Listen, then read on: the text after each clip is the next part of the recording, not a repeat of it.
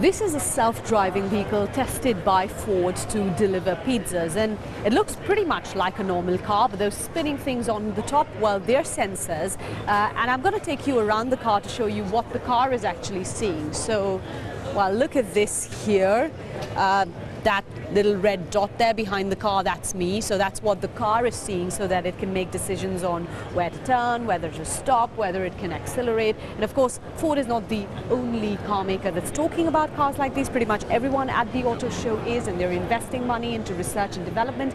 But the government does play a key role. How are they going to regulate it? And we also had the Transport Secretary of the US government, Elaine Chao, here yesterday saying they don't want to have a command and control approach. So saying they don't want to interfere with innovation, but of course safety is a big concern for them.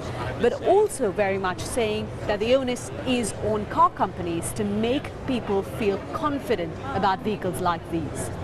It is incumbent upon these manufacturers and high-tech companies to share their enthusiasm and their confidence in this new technology, because unless they do so, the consumers will not accept it and this will not be a success. General Motors has already made a request to the US government to allow them to put this vehicle on the roads as early as next year. No steering wheel or pedals.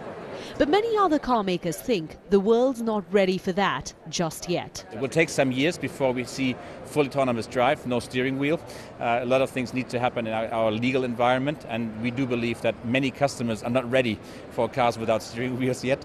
But that future of a car with no passenger controls could be a reality pretty soon. I mean, look at this vehicle. It's a little shuttle bus. There's a screen in front of me, no steering wheel, no pedals beneath my feet. Now, these shuttle buses are already being used on the streets of Detroit on fixed routes and will soon be used in other states as well.